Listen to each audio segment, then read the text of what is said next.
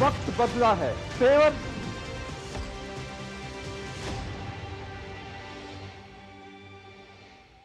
नमस्कार, स्वागत है आप सभी का डीडी न्यूज के इस खास बुलेटिन एक्सप्रेस 100 में, जहां हम आपके लिए लेकर आते हैं राजनीति, मनोरंजन, देश, दुनिया, खेल और व्यापार जगत की सभी बड़ी खबरों को एक्सप्रेस यानी फटाफट अंदाज में। मैं हूं शहला निगार। आइए देखते हैं खबरें तेज रफ्तार के साथ। प्रधानमंत्री नरेंद्र मोदी आज से 3 देशों इंडोनेशिया, ऑस्ट्रेलिया और न्यूजीलैंड की यात्रा के लिए रवाना, और इस यात्रा से तीनों देशों के साथ भारत के द्विपक्षीय संबंध और होंगे मजबूत। 3 देशों के दौरे में पहला पड़ाव इंडोनेशिया है, और ये यात्रा केवल द्विपक्षीय संबंधों तक सीमित नहीं बल्कि भारत के एक्ट ईस्ट और इंडो पैसिफिक विजन को नई गति देने वाली मानी जा रही है। पीएम मोदी ने रवाना होने से पहले डिपार्चर स्टेटमेंट में कहा था कि भारत और इंडोनेशिया के बीच गहरे सांस्कृतिक संबंध हैं, और उनकी यात्रा दोनों देशों की बहुआयामी साझेदारी के सभी पहलुओं को और मजबूत करेगी।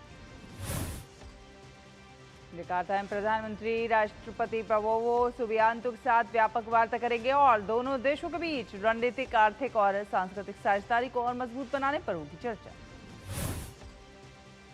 पीएम जकार्ता में भारतीय प्रवासी समुदाय की एक विशाल सभा को भी संबोधित करेंगे। प्रधानमंत्री के दौरे को लेकर लोगों में जबरदस्त उत्साह। इंडोनेशिया के बाद प्रधानमंत्री 8 से 10 जुलाई तक ऑस्ट्रेलिया के प्रधानमंत्री एंथनी एल्बनीज के निमंत्रण पर मेलबर्न की यात्रा करेंगे। मेलबर्न में प्रधानमंत्री एल्बनीज के साथ द्विपक्षीय वार्ता करेंगे। न्यूजीलैंड के प्रधानमंत्री क्रिस्टोफर लक्सन के निमंत्रण पर प्रधानमंत्री मेलबर्न से 10-11 जुलाई को ऑकलैंड की राजकीय यात्रा पर जाएंगे, और इस दौरान द्विपक्षीय संबंधों की समीक्षा होगी। रेल मंत्री अश्विनी वैष्णव आज ओडिशा के दौरे पर हैं, और इस दौरान वे रथ यात्रा को लेकर रेलवे की तैयारियों की समीक्षा करेंगे और विभिन्न परियोजनाओं की प्रगति का जायजा लेंगे। रेल मंत्री ने ओडिशा राज्य को 2 नई ट्रेन सेवाओं की सौगात देने वाले हैं, और इसमें ब्रह्मपुर सूरत उधना अमृत भारत एक्सप्रेस और पुरी कोरापुट एक्सप्रेस शामिल। Puri Koraput express Puri railway station से रवाना होगी। ये ट्रेन खोर्धा रोड, भुवनेश्वर, अंगुल, संबलपुर, बोलांगीर, दमनजोड़ी और लक्ष्मीपुर रोड जैसे प्रमुख स्टेशनों से होते हुए दक्षिण ओडिशा कोरापुट से जोड़ेगी। ब्रह्मपुत्र सूरत अमृत भारत एक्सप्रेस की शुरुआत शाम 4 बजे ब्रह्मपुत्र रेलवे स्टेशन से की जाएगी। ये सेवा दक्षिणी ओडिशा और गुजरात के बीच सीधी रेल कनेक्टिविटी को मजबूत करेगी और लंबी दूरी की यात्रा को और सुगम बनाएगी। केंद्रीय सहकारिता मंत्री अमित शाह आज नई दिल्ली में सहकारिता मंत्रालय के 5वें स्थापना दिवस समारोह में शामिल। कई महत्वपूर्ण पहलों का शिलान्यास और उद्घाटन, 232 अन्न भंडारण गोदामों का हस्तांतरण। अमित शाह ने कहा कि सहकारिता मंत्रालय राज्यों को मदद करने के लिए है। उन्होंने कहा कि सहकारिता आंदोलन के इतिहास में 5 साल स्वर्णिम अक्षरों में लिखे जाएंगे। कार्यक्रम में NCD 3.0, geo tag mobile application और एनडीडीबी के दूध आपूर्ति समीक्षा डैशबोर्ड पोर्टल का शुभारंभ और 50,000 पैक्स को ई पैक्स में रूपांतरण। कार्यक्रम के दौरान बीज प्रणाली को सुदृढ़ करने के लिए बीबीएसएसएल और आईसीएआर के बीच समझौता, और डेयरी सहकारी समितियों के लिए आदर्श उपविधियां जारी। केंद्रीय गृह मंत्री अमित शाह आज शाम को कोलकाता में डॉक्टर श्यामा प्रसाद मुखर्जी की 125वीं जयंती के राष्ट्रीय समारोह में शामिल होंगे। संस्कृति मंत्रालय और पश्चिम बंगाल सरकार के सहयोग से डॉक्टर श्यामा प्रसाद मुखर्जी की 125वीं जयंती पर स्मरणीय कार्यक्रम मिलन मेला प्रांगण में होगा, और इसमें सामूहिक वंदे मातरम गायन और सांगीतिक श्रद्धांजलि प्रस्तुत होगी। कोलकाता में आज डॉक्टर श्यामा प्रसाद मुखर्जी की 125 फीट ऊंची प्रतिमा के निर्माण का भूमि पूजन भी होगा। केंद्रीय गृह मंत्री अमित शाह इस कार्यक्रम में मुख्य अतिथि के तौर पर शामिल होंगे। विशेष स्मरणीय कार्यक्रम में डॉक्टर श्यामा प्रसाद मुखर्जी के जीवन और योगदान पर आधारित एक शॉर्ट फिल्म भी दिखाई जाएगी। पीएम मोदी ने डॉक्टर श्यामा प्रसाद मुखर्जी की 125वीं जयंती पर उन्हें नमन किया और कहा कि जैसे जैसे हम विकसित भारत की ओर अपनी यात्रा में आगे बढ़ रहे हैं, उनका विजन हमारे रास्ते को रोशन करता रहेगा। प्रधानमंत्री ने देश के लिए डॉक्टर मुखर्जी के योगदान को याद करते हुए एक लेख लिखा। पीएम ने लिखा कि देश के विभाजन के समय उन्होंने पश्चिम बंगाल को भारत का एक अभिन्न अंग बनाए रखने में महत्वपूर्ण भूमिका निभाई। कुछ वर्षों बाद जम्मू कश्मीर के मुद्दे पर भी संघर्ष किया। गृह मंत्री अमित शाह ने डॉक्टर श्याम प्रसाद मुखर्जी की 125वीं जयंती पर वीडियो साझा करते हुए कहा कि जम्मू कश्मीर को भारत का अभिन्न अंग बनाए रखने के लिए उनका संघर्ष भारतीय इतिहास में सदैव स्मरणीय रहेगा। अयोध्या में राम मंदिर के चढ़ावे से जुड़े कथित गबन मामले के बीच आज श्री राम जन्मभूमि तीर्थ क्षेत्र ट्रस्ट की अहम बैठक होने जा रही है। इस बैठक में ट्रस्ट के सभी 14 सदस्यों को आमंत्रित किया गया। बैठक में दान पेटी से जुड़ी कथित अनियमितताओं पर एसआईटी जांच रिपोर्ट की समीक्षा होगी और महासचिव चंपत राय और ट्रस्टी अनिल मिश्रा के इस्तीफों और चढ़ावा और दान की प्रक्रिया को और पारदर्शी बनाने पर विचार किया जाएगा।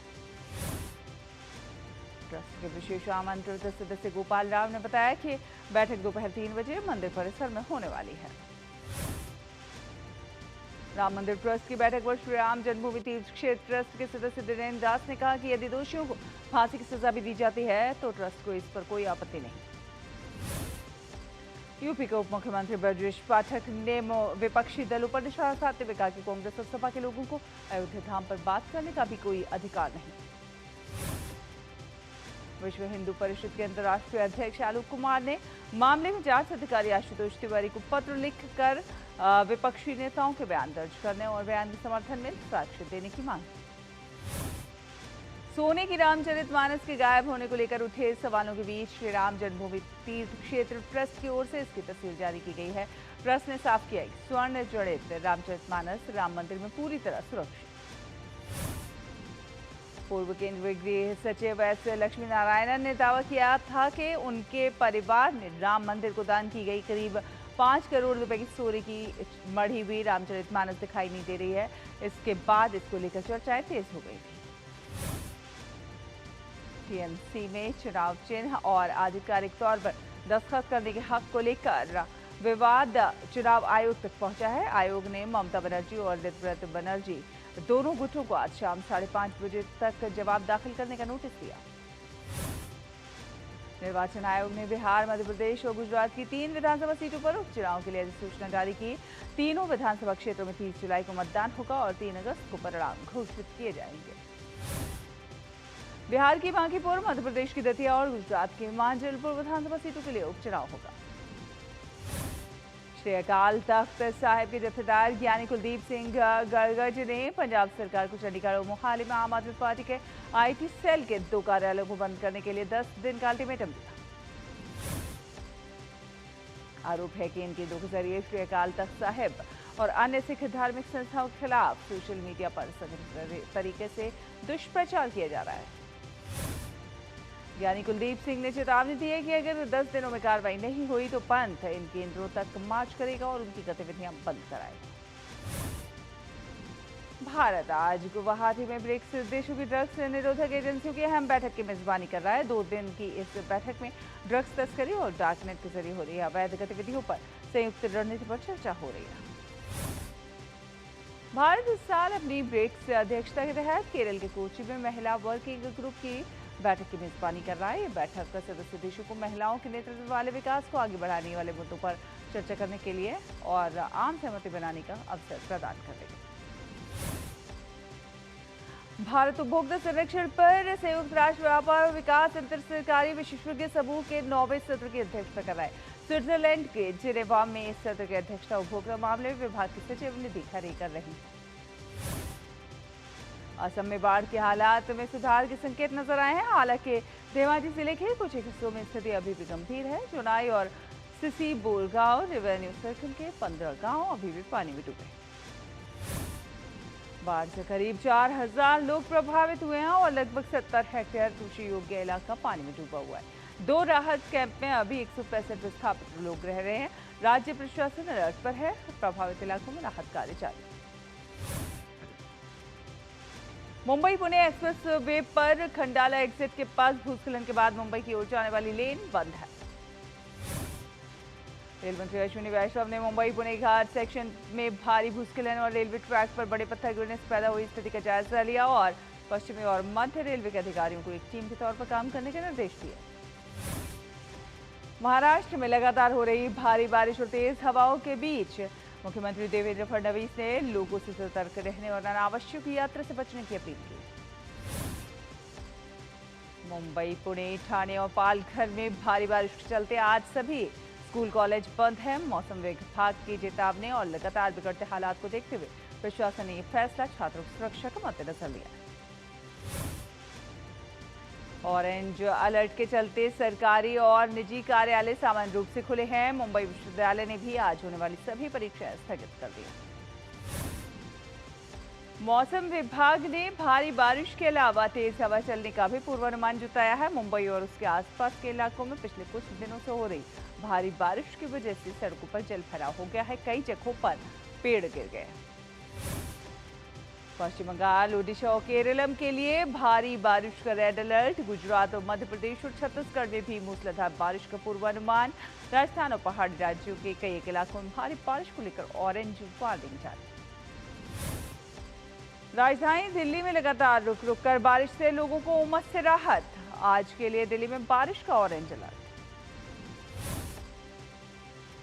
प्रधानमंत्री नरेंद्र मोदी ने दलाई लामा को उनके जन्म दिवस पर शुभकामनाएं देते हुए एक्स पर लिखा कि शांति और सद्भाव का उनका संदेश दुनिया भर के लोगों के लिए प्रेरणा का स्रोत रहा है। इसी के साथ एक्सप्रेस न्यूज में फिलहाल इतना ही। डीडी न्यूज पर खबरों का सिलसिला लगातार जारी है। आप देखते रहिए डीडी न्यूज। नमस्कार।